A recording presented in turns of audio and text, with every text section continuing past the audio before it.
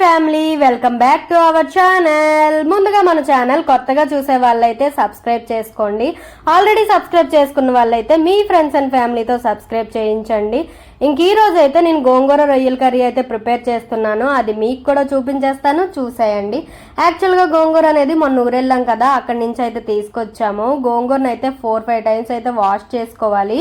గోంగూరనే కాదు, ఆకుకూరలు ఏవైనా సరే ఎక్కువ సార్లు కడుక్కుంటేనే బెటర్ అనమాట. అందులో మట్టి గట్ట పోయినంత వరకు ఇంకా కడిగేసి ఇలా వడకట్టేయాలి. అలాగే ప్రాన్స్ ను కూడా నీట్ గా కడుక్కొని, అంటే దానికి వేస్ట్ గట్రే ఉంటుంది కదా ఫ్రంట్ బ్యాక్, అదంతా తీసి బాగా కడుక్కొని పక్కనైతే పెట్టేసుకున్నాను.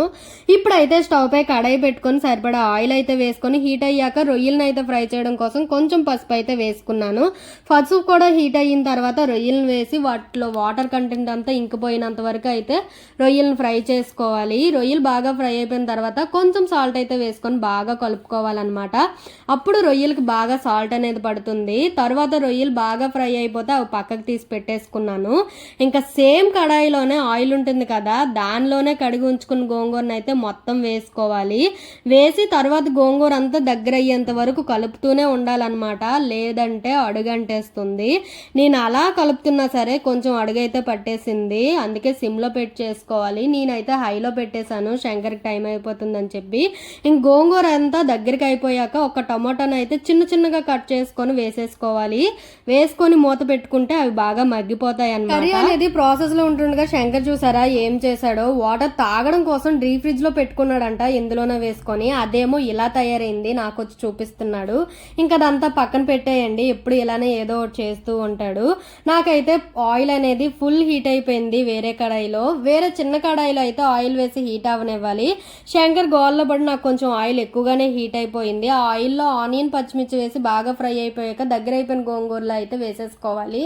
అలాగే పక్కన పెట్టుకున్న ప్రాన్స్ ను కూడా వేసుకొని బాగా కలిపి పెట్టేసుకోవాలి. చూసారా గోంగూర ఇంకా ఆయిల్ సెపరేట్ అయిపోయాయి. అప్పుడు కారం, ధనియా, జీలకర్ర పౌడర్, పసుపు, సాల్ట్ అయితే వేసేసుకొని అది కూడా కలిపేసుకోవచ్చు.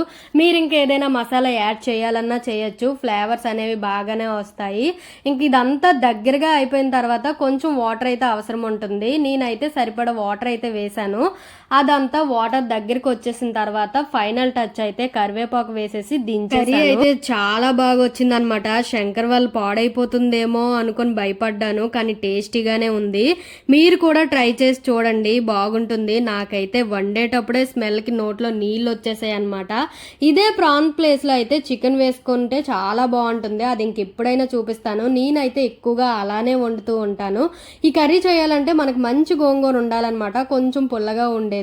ఓకేనా, ఇంతవరకు మన వీడియో చూసిన వాళ్ళందరికీ చాలా థ్యాంక్స్ అండి. అలాగే don't forget to subscribe. Until then, bye bye.